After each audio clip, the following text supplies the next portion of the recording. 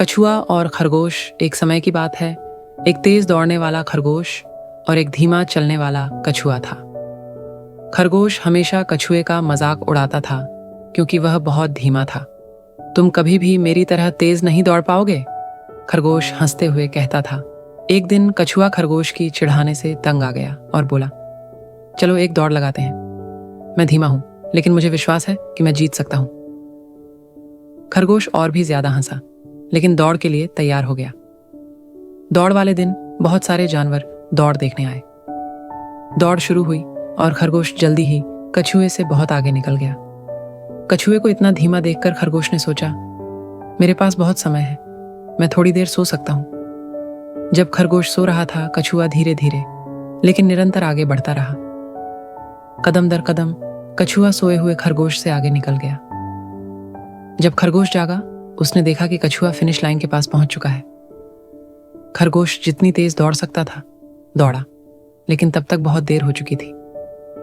कछुआ पहले ही दौड़ जीत चुका था। कछुआ मुस्कुराया और बोला, धीरे धीरे चलने से ही जीत होती है। खरगोश ने सीखा कि अत्यधिक आत्मविश्वास और आलस्य से हार हो सकती है।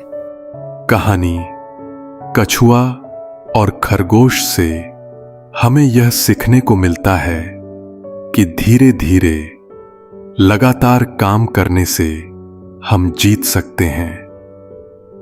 कछुआ हमें सिखाता है कि चाहे हम धीमे हों, लेकिन अगर हम धैर्य और मेहनत से चलते रहें तो अपने लक्ष्य को प्राप्त कर सकते हैं।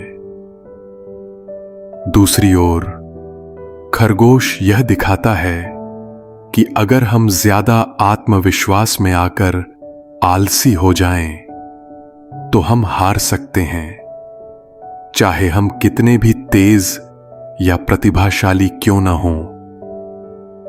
यह कहानी हमें याद दिलाती है कि मेहनत और लगन सबसे महत्वपूर्ण है।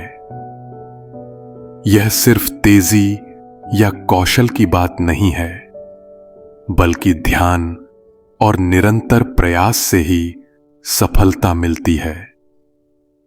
इसलिए कभी किसी का मजाक मत उड़ाओ कि वो धीमे हैं, और खुद हमेशा मेहनत करते रहो।